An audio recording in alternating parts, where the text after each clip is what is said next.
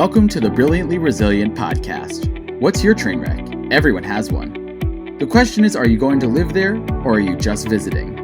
Let's check in with Mary Fran and Kristen to learn how to come through not broken, but brilliant.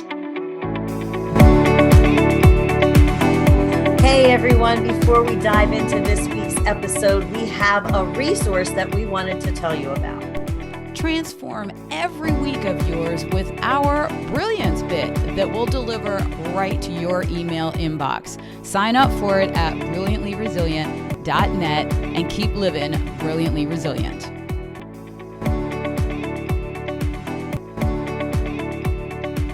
Hey everybody, welcome back to another episode of Brilliantly Resilient Live.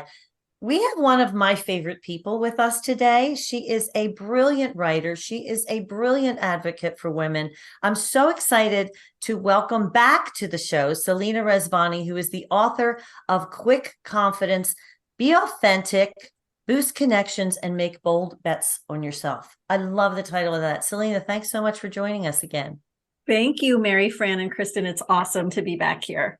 I'm always, first of all, let's note that for those who can't see this, Selena is wearing her bright orangey top, and I decided to match her today because I know her affinity for bright colors, which really fits in nicely with the idea of confidence because they can certainly make you feel emboldened. But so this book came out of basically like a LinkedIn newsletter and your tips and your things that you were doing on LinkedIn.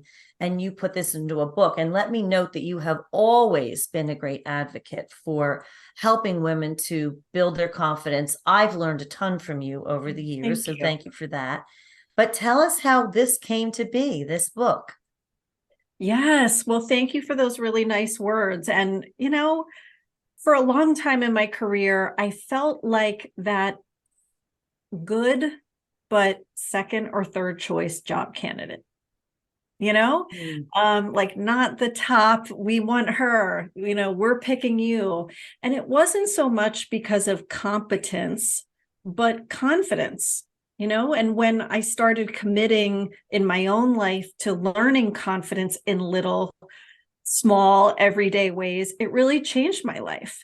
Truly. And so, of course, that's something I want to share with other people because most people don't have a lifetime to learn this and you know, build up the confidence to do meaningful things. So in my book, Quick Confidence, I share lots of actions that all of us can take, little approachable things, you know, to build lasting confidence.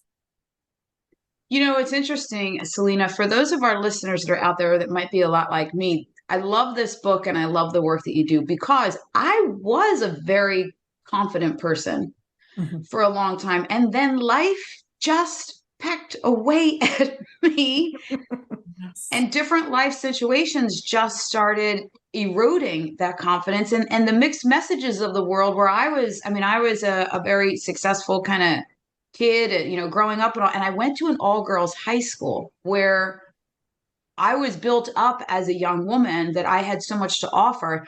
Then I go out in the world of college and the real world and that wasn't the messaging that was happening out in the world that I had to navigate that, you know, and then I built the confidence up again. Then I got into a marriage where it all fell apart. Like, have you seen that with people that there's like you can have these cycles up and down of being confident? Yeah. And I really appreciate you sharing that, Kristen, because I think a lot of us can relate to not just this experience of flying high nonstop. And I think one of the things that is important to realize is a well-lived life is usually full of those up and downs. And sometimes we think, oh, that person with the ideal life over there, they must have nonstop, high altitude, feeling great, soaring all the time. And it's just not true. You know, and I think that takes a little reimagining for us that often a well-lived life is standing on the edge of your comfort zone, doing things that make you uncomfortable, leaving relationships that aren't right for you or that you've outgrown. I mean, what a show of confidence that is to me, to do that, to leave something you've outgrown. Same with a toxic job, right? That's not serving you. That's maybe even hurting you and diminishing you as a person. So I think that's something that's helped me, is changing the goal. The goal isn't to just coast painlessly, but to kind of live expansively. Yeah. So much of what you talk about is so relevant to what we talk about in terms of this being brilliantly resilient. You don't ever just get there and stay there. Yeah. It really is a constant process full of constant reminders. And that's one of the things that I love about what you did in the book. You have very simple, but how can I say it? Like things that people wouldn't think about, little cues, whether they're physical cues or verbal cues. Try this. One thing that I loved was when you were talking about little things like sitting. Sit in the back of your chair and take up the whole chair. Don't like sit on the edge of your chair like you're making yourself smaller and like a dog, which I have to get to the dog reference too, because that is brilliant.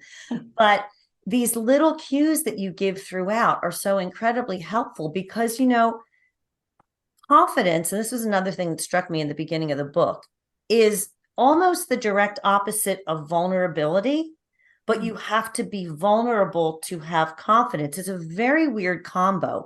And we need really practical tips, which you provide. So how'd you figure them out and then put them down in that way? Because they're so helpful. Well, thank you. I think I have a little bit of a bias towards short things, to be totally honest. I have young twins and a business, and it can be intimidating sometimes to say, I'm going to sit down with a whole business book and read it, the 264 pages.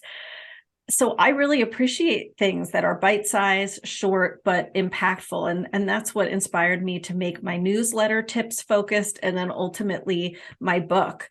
So it's through a combination of lived experiences, standing in front of an audience of 3,200 people, you are practicing all those tips, yourself. But also research and understanding what the latest science is on things, little things, even like standing tall and the impact that can have on our confidence and esteem. Just standing or sitting taller than we were 5 seconds ago can make a difference. So I think that the research was also a wonderful thing. And then sometimes in this newsletter community, someone would suggest a best practice that's really worked for them. So some of those are included as well. You know what? I love this. I did not believe this months ago about this whole how you stand and how you sit until I was just going through something really, really, really, really tough. And I happened to be listening to Lewis Howes. Now, he is a tall guy, athlete, successful, right? And he mentioned the same thing that you're talking about. He said he would tell himself to walk like he was trying to get his head to touch the ceiling to feel confident. And I thought, if Lewis had moments where he had to tell himself to walk like that and it worked, and I started doing that, then I probably look crazy, because then I start laughing because I instantaneously felt better and felt more confident. What is that? Yeah, well, I love that. Thank you for sharing that example, because I'm so going to remember that trick of trying to touch the ceiling. It's such a good one. But I think the reason these work is they might feel dramatic to us, like, oh my goodness, I'm taking up so much more space than I might naturally do. But it's really a small thing. It's a small thing. Like, for example, one of the things I recommend, maybe you're at a networking event and you're feeling a little rusty socially, is standing in what I call surfer stance. Your feet a little more than shoulder width apart, and really kind of claiming your full personal bubble of space. And I think those little actions, like standing tall, enveloping your full chair in a Zoom meeting, rather than perching on the end or making yourself really compact and folding up in the middle. Remind your brain, I belong here. I've earned my place here.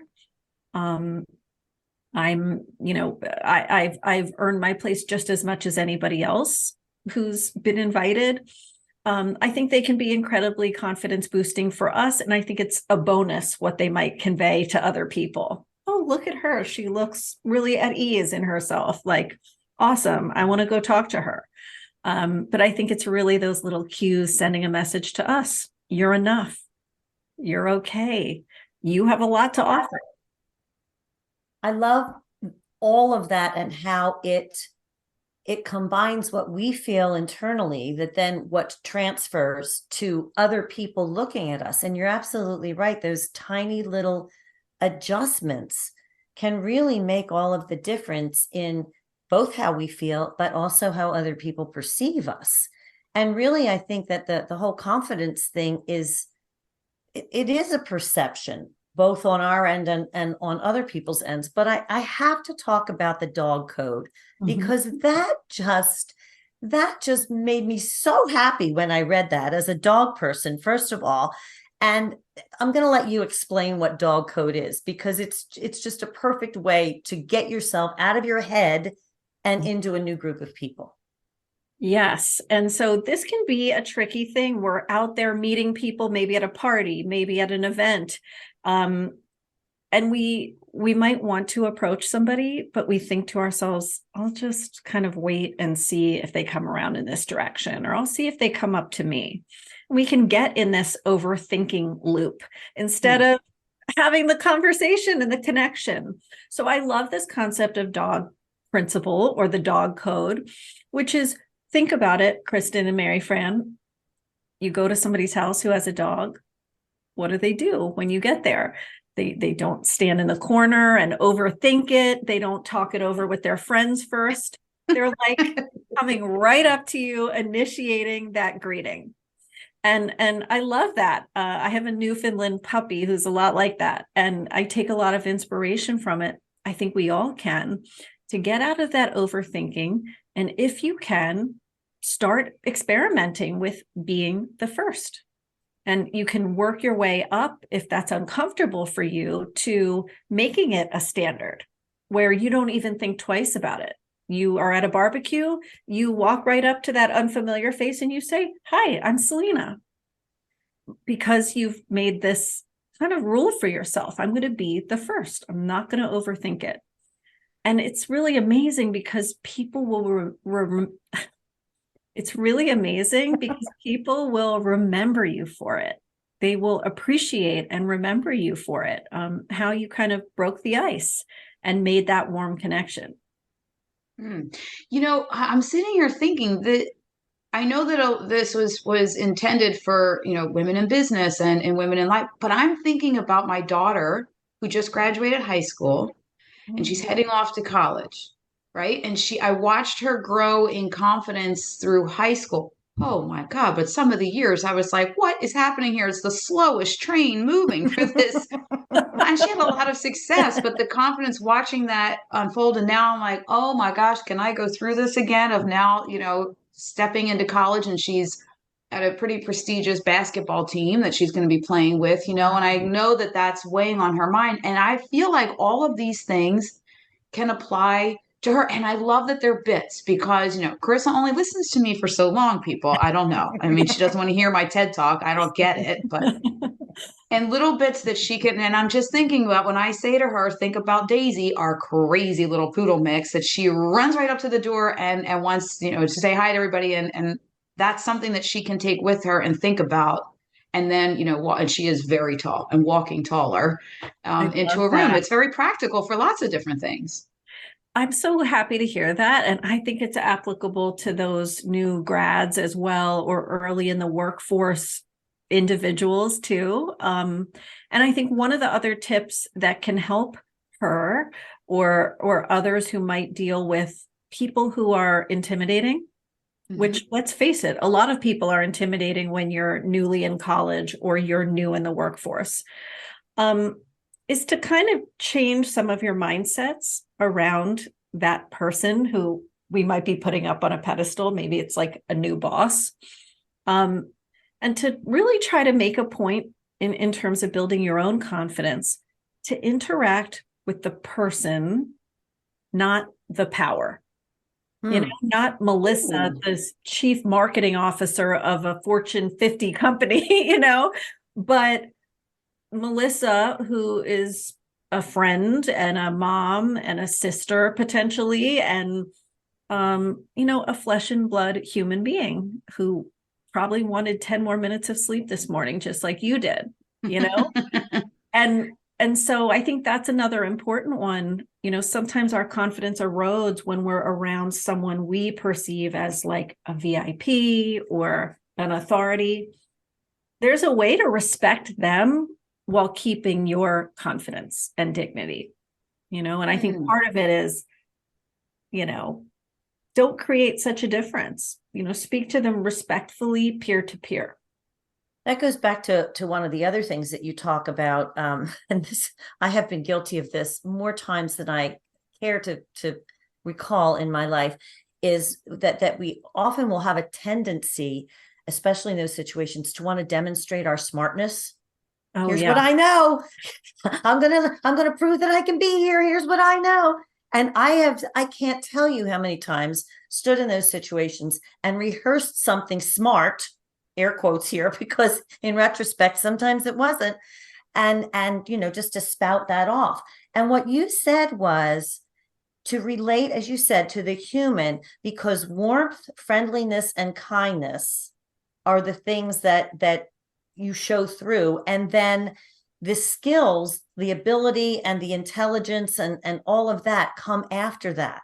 But leaders, you said, if you show warmth, if they don't show warmth, low warmth, a 1 in 2,000 chance to be a top leader.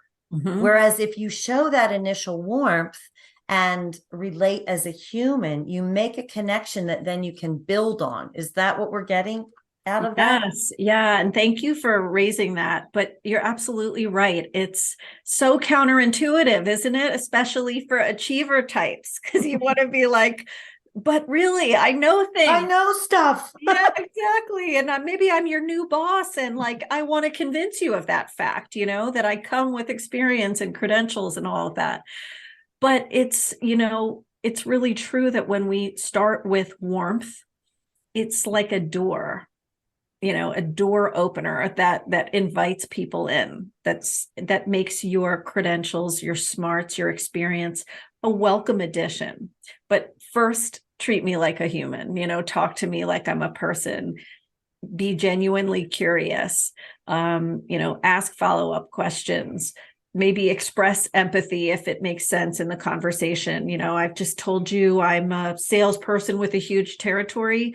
You might say something like, wow, that sounds like a lot to manage or cover. These are the things that help us build that initial rapport with somebody. So you're so right. Start with warmth and then bring in that focus on your competence later. I'll It's try to so remember true. that. I'll try to remember that. But I mean, think about this. So I mean, Selena, you've been on mega stages and stuff too, like Mary Fran and I. When you think about this, people, you come off the stage, and especially if you, as authors with a book, and people are like, ah, you are, and Mary Fran and I so many times look at each other like, if they only knew. Yeah. What we went through, like we always joke that we'll be like having this mega thing, especially on Zoom, and we're talking to this big company, and people are like, oh my gosh, you guys are just so, up here. And then we're like, they have no idea. She was just cleaning up Play-Doh, and my dog threw up while I was talking. Like, yes, there's bubble gum holding the whole operation together for days.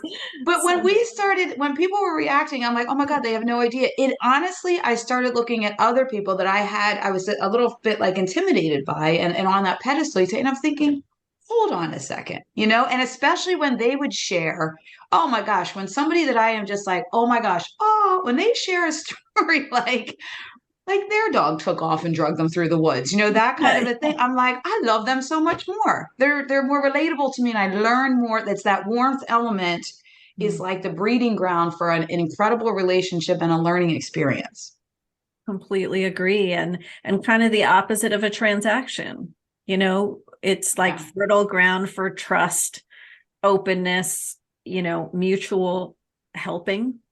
that kind of relationship. So I love your addition though, of like bringing a relatable, honest moment, mistake, maybe something you Yes. learned from in your own life. That's a huge door opener. So there were a couple of things here that I wanted to really touch on. One of the things, first of all, I think I mentioned this at the beginning about your love of bright colors, and one of the things that you talk about was about being conspicuous. And it goes perfectly in line with this walking taller and all that. But I wrote a book a while ago called whatever the heck it was, the 10 commandments or 11 commandments for not granny panties or something like that. I can't even remember the title of the book, but one of the commandments was thou shalt be conspicuous, with that same idea in mind. And being conspicuous doesn't necessarily mean being loud or whatever. At one point you say, try to give yourself an opportunity to contribute 3 times, like you have that thing in your mind. But how can you be conspicuous without being obnoxious and maybe overstating your case or whatever? So give us a couple of tips about that. Yeah, I love that you kind of brought that into the conspicuous, because sometimes when I'm talking about conspicuous, I'm talking about bigging up your body language, like we've talked about, really claiming that full personal bubble of space. For example, if you're nervous, not keeping your arms right, glued to your rib cage and kind of speaking in this tiny little bubble, but being willing to expand and use your gesturing, for example, to add to your message, to reinforce what you're saying. We see people who gesture, by the way, as warmer and more energetic than people who kind of don't use their hands. So this is a good thing if you're a natural. For the Italian than me, that I'm always doing this, that's okay. Okay. It's okay. It's okay, especially if it reinforces your message. Maybe you're kind of counting out a list, or you're talking about a spike in customers. Using your body language to hit those points home can actually help people remember and comprehend what you're saying. So it's not just this little add-on. It actually helps us. I think that's one important way we can be conspicuous. But I think the speaking up is important. And I recommend 3 times, introducing yourself early. And I think that's important because it breaks the ice, even if it's just for you, just in your own mind. It breaks the ice of interaction with that group of people. So if you're joining a Zoom, being one of the first to say, hi, everybody, it's Selena. Or maybe you need to add more to that if it's a group that doesn't work together every day and doesn't quite know each other. But being one of the first to speak breaks the seal for you, makes you feel like I've already talked in this meeting. So saying something later is not going to be a big deal. And then coming in with a bridge statement. I like what you're saying, Mary Fran. I have a related idea. You can even use that if you're afraid of being a little bit obnoxious seeming, to praise someone else. Kristen, that is a really great connection. I haven't heard someone make that point before, or connect these 2 elements like that before. It makes me think of, so it doesn't just have to be the you show, you could be bringing along others and amplifying other people's messages. And then I think it's great if you can ask a question, like a tough question of the group. It may be a question you don't know the answer to yourself. What user of our product have we not considered? This has been a great conversation, but like, what's a rock we haven't turned over yet that we should be looking at? People often appreciate that person who's bringing a little perspective. So just 3 examples of things that you could bring into the conversation, or even to be that synthesizer. What's so interesting to me as you're talking, I'm thinking about when you said about introducing yourself, like start talking first. Here's what I've noticed in the world. For those people that are the introverts, and at the parties, want to stand back and wait for everybody to come, as opposed to like my Daisy getting out there and meeting everybody. and myself, let's be honest. Here's what I've noticed when I was teaching my blind sons growing up about social skills, right? And I observed and watched people feel so awkward. They don't know, they're not typically around a blind person, right? And it got real awkward when they would go to, like, I would introduce my Michael and someone would go to shake his hand. It just was awkward. So I was like, guess what? From now on, when we walk up to somebody, introduce yourself and put your hand out first, and they will come to your hand, right? So that was a wonderful skill for people that are blind. However, I got so used to doing that with the boys that when I'm out and about, I always introduce myself. Like, I'll just walk up and say, hey, I'm Kristen Smedley. And I watch people relax, like physically relax, that I've come to them. And oh my gosh, when my blind sons introduce themselves first and put their hand out, the relaxing that happens, I guess all of us are feeling bizarre and awkward, and who steps in first. So when you do it first, then the person, is like, oh, thank God you said something first, and then it starts that growing from there. And you know what? That's such a beautiful example. And like, let's be real. I don't think we all always feel acknowledged. So I think sometimes something as simple as initiating a warm hello, it's like a little gift. It actually feels like thank you, like a little moment of validation and mattering. So I never underestimate, how much it can mean to kick it off and be the first. I love that story about your son. Everything here is the thing that's beautiful about all of this is it's very simple. All of it is very simple to enact, tiny, simple adjustments to make. So I guess if you're just starting to build your confidence, what would be maybe the 3 things that you would say, start on this first? I think one of them would probably be the initiating the hello. Yeah, I think that can double your social confidence. And again, help you get out of your head and into connecting. And by the way, sometimes people will say to me, but what if I get there and then what? Like what after I break the ice and I've said hello? It's okay. Not every connection is going to be golden and wonderful and deep and meaningful. So I think part of it is being proud of yourself for getting there. You still validated and showed that person that they matter. You maybe had a short discussion, but don't expect them all to be, lovely, great, deep, and meaningful. I think another thing I've noticed about confident people in studying this is confident people tend to keep promises that they make to themselves. Just like it feels really good for you and I when we make a promise and like, here's your necklace back that I borrowed. Thank you so much. Feels good, doesn't it? To, make good on your word.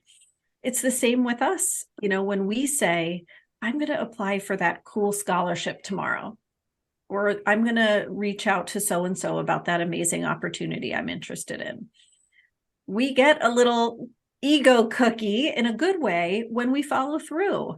And unfortunately, the opposite happens when we make those promises and continually break them.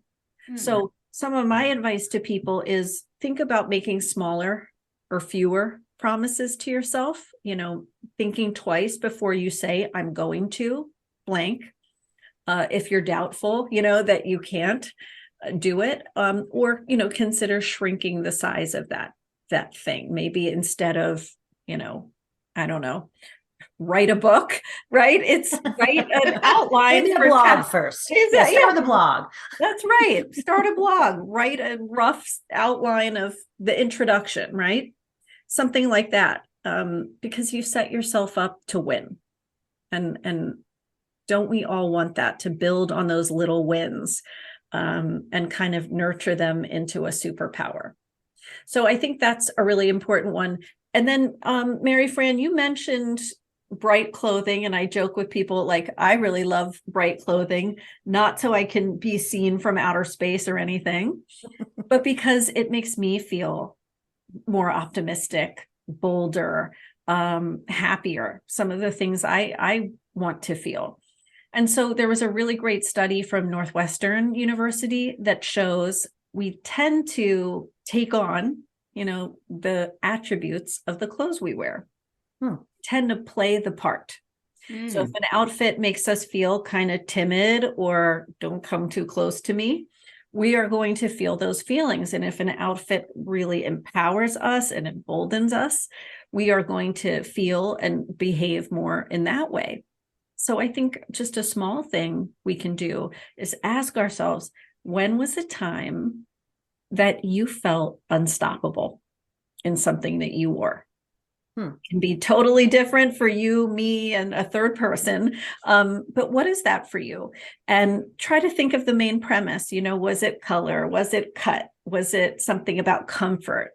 And see if you can replicate that even 2 or 3 times. So you have some go-to power outfits, in the moments that really matter for you, that make you feel confident, that bring out those exact traits you're wanting to embody. Oh, I love man. so many things about everything that you said. I mean, there are so many ways that we can build our confidence, and they're all completely doable. So I am just beyond thrilled that you came to share this with us. Now, where can people find the book and hear more about your message? Well, thank you for all you both do to raise people up. Quick Confidence is available anywhere books are sold. You can find it on Amazon and Barnes & Noble, and you can follow me on social media. I put out leadership development content 5 days a week. So on TikTok, Instagram, LinkedIn, etc. And please say hello and share your feedback with me. I would love to hear it. Thank you so much for joining us, Selena. It's always a pleasure, and I always learn so much from you. We're so grateful, and I know our audience will be too. So thank you again for joining us, and I'm going to turn it over to my buddy. This has been awesome. Look, people, stand up straight, introduce yourself first, and wear power outfits. I love it. I absolutely love it. And I love that they are in bite-sized pieces. It's like you were just meant to be in our family here and in our tribe, Selena, because we've got the brilliance bit that we direct everybody to go get to keep yourself living brilliantly resilient all week long. We deliver it right to your inbox. You'll see Selena in one of our brilliance bits soon with this episode. So go to brilliantlyresilient.net and get that brilliance bit sent to you every week. Thanks for tuning in. We'll see y'all next time. Thanks for tuning in to the Brilliantly Resilient podcast. Join our Facebook group and follow us on YouTube to be inspired with tools to reset, rise, and reveal your brilliance.